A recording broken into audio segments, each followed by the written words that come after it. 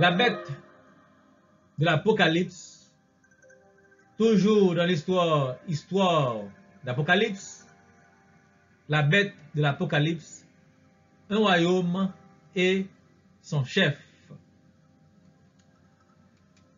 L'impie, alors, la bête est appelée aussi l'impie, l'adversaire, le fils de la perdition, celui qui s'appelle Dieu. La bête, un royaume. La bête est un royaume. Alors, on veut dire que la bête de l'Apocalypse représente un royaume et cela représente aussi le chef du royaume. Parce que c'est une personne aussi.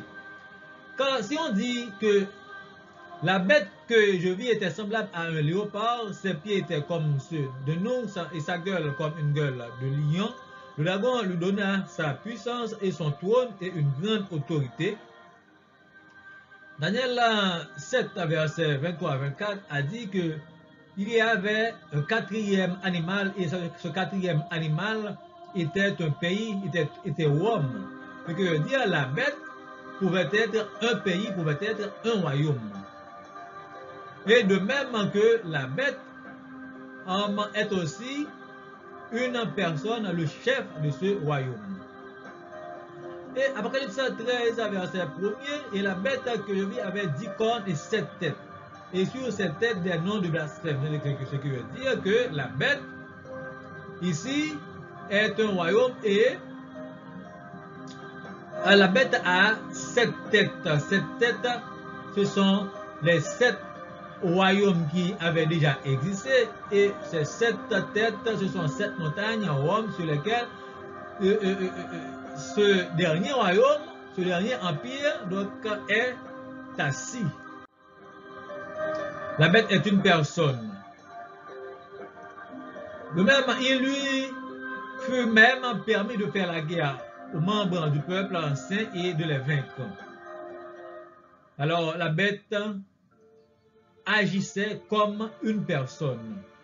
Et l'apparition de cet impie de Thessaloniciens 2, verset 9, l'apparition de cet impie, la bête est appelée impie, se fera par la puissance de Satan.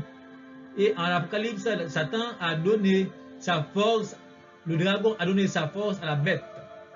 Et de Thessaloniciens 2, verset 9, l'apparition de cet impie se fera par la puissance de Satan, avec toutes sortes de miracles, de signes et de prodiges mensongers. Apocalypse 13, verset 2 et 4. Donc, dit là les mêmes choses, cite les mêmes choses. 2 Thessaloniciens 2, verset 8, et alors paraîtra l'impie que le Seigneur Jésus détruira par le souffle de sa bouche et qu'il anéantira par l'éclat de son avènement. Alors là, vous comprenez que alors la bête viendra et Jésus-Christ, l'avènement de Jésus-Christ, pas ses avènements, mais son avènement au singulier, l'avènement de Jésus-Christ viendra, le premier avènement de Jésus-Christ après donc, son allée au ciel le jour de la Pentecôte. Son premier avènement de Jésus-Christ viendra pour tuer cette bête qu'on appelle l'impie. Jésus-Christ viendra donc le détruire, la détruire.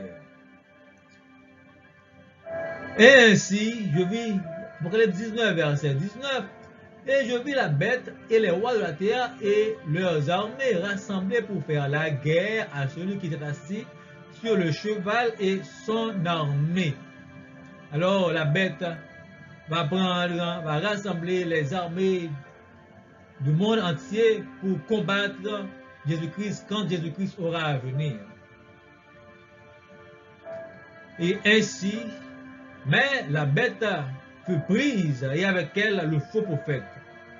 Ils furent tous deux jetés vivants dans le temps ardent de feu et de souffle.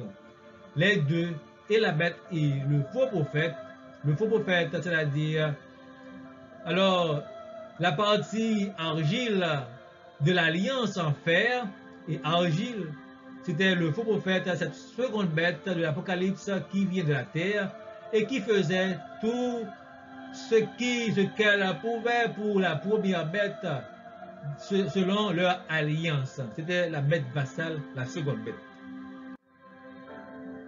La femme prostituée assise sur 7 têtes ou 7 montagnes selon l'histoire d'Apocalypse présentée par le pasteur Gaby Jean-Pierre, où la femme est assise sur Rome.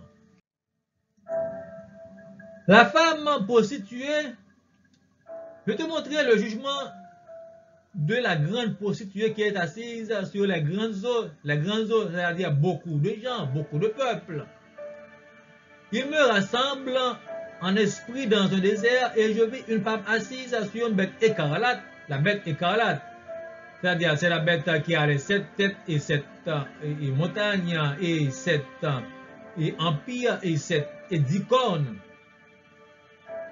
Et Apocalypse 17, verset 9, c'est ici l'intelligence qui a de la sagesse. Les 7 têtes sont 7 montagnes sur lesquelles la femme est assise.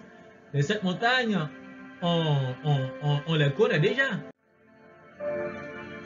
Et aussi, cette bête, Apocalypse 17, verset 5, on appelle cette femme, on l'appelle Babylone la Grande, c'est-à-dire, c'est Rome qui porte ce nom, Babylone la Grande, la mère des impudiques et des abominations de la terre, Babylone la Grande. Cette femme était vêtue de pourpre et d'écarlate et parée d'or, de pierres précieuses. Alors nous connaissons que cette Babylone est riche.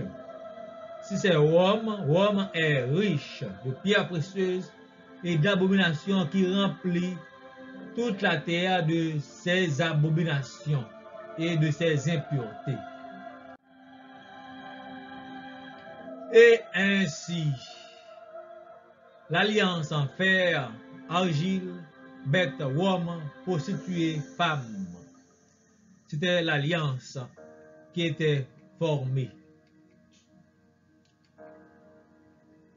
Et c'est ici l'intelligence qui a de la sagesse. Les 7 têtes sont 7 montagnes sur lesquelles la femme est assise. Et cette femme, c'est la grande ville qui a la royauté sur les rois de la terre. C'est dit. C'est la grande ville qui a la royauté sur les rois de la terre. Je vis monter de la terre une autre bête qui avait 2 cornes semblables à celles de l'agneau et qui parlait comme un dragon. Elle exerçait toute l'autorité de la première bête, c'est l'alliance. L'alliance, fer, argile. Elle exerçait toute l'autorité de la première bête et elle faisait que toute la terre adorait la première bête de la blessure mortelle avait été guérie. Et elle séduisait les habitants de la terre par les prodiges qu'il était donné d'opérer en présence de la bête, disant d'adorer la bête, c'est-à-dire c'était une bête qu'on prenait pour une divinité car on l'adore. C'était l'alliance. On faisait de la bête un dieu. Pas vrai? Et ceci était fait par le faux prophète. Le faux prophète, la seconde bête, qui exerçait toute l'autorité de la première bête à sa présence et faisait qu'on adorait cette première bête, qu'on adorait l'impie, qu'on adorait le dévastateur, qu'on adorait celui-là qui se faisait appeler Dieu. Mais maintenant, adorer l'image de la bête, est-ce adorer dimanche ou samedi, comme on voyait tantôt? Adorer l'image de la bête n'était point adorer dimanche ou samedi, mais c'était de préférence adorer une image réelle. On faisait une image à la bête et on demandait aux habitants de la terre de l'adorer. Une image, une représentation, une figure, pas donc une sensation de jour. Et ainsi je vis monter la terre, etc., etc. On adorait la première bête dont la blessure mortelle avait été guérie et on faisait une image à cette bête, l'image. On demandait d'adorer l'image de la bête. Le dimanche n'est pas une image d'une quelque chose que ce soit, mais une image est une image. Et la bête, c'est quelqu'un qui viendra. Hein? C'est une personne qui viendra. Et alors, ceux qui adorent l'image reçurent une marque sur leur front droite, sur leur main droite ou sur leur front. Sur leur main droite ou sur leur front. Une image, donc une marque sur leur main droite ou sur leur front. Ceux qui adorent l'image de la bête auront une marque sur leur front ou sur leur main droite. Cette marque déterminera l'adoration de l'image de la bête. Mais ce n'est pas adorer un dimanche ou un samedi ou un mercredi ou un jeudi qui donc déterminera l'image de la bête, car cela se portera sur votre front ou sur votre main. Et cette donc, puissance d'adoration. Hein? Aussi, l'image de la bête sera une image réelle, visible, qu'on voit comme on adore dans les églises catholiques, dans les églises où on met des images pour adoration, pour adorer comme divinité. Pas vrai? Hein? Ça, c'est pas quelque chose d'inconnu, car tous les catholiques adorent des images. Pas vrai? Donc, c'est pas parler mal d'une religion. C'est une réalité qu'ils acceptent de faire. Ce n'est pas quelque chose de caché. Et que personne ne pourra acheter ni vendre. Est-ce que adorer un dimanche signifie qu'on ne va pas acheter? Est-ce que maintenant on n'achète pas? Est-ce que si on n'adore pas un samedi ou un dimanche, est-ce que cela signifie qu'on n'achète pas ou qu'on ne vend pas? Non, ce sera différent. Car ce temps de la grande tribulation qu'on appellera, hein, ce temps de la grande tribulation sera un temps difficile, mais ce n'est pas parce qu'on adore samedi qu'on vous fera tuer pour cela. Alors là,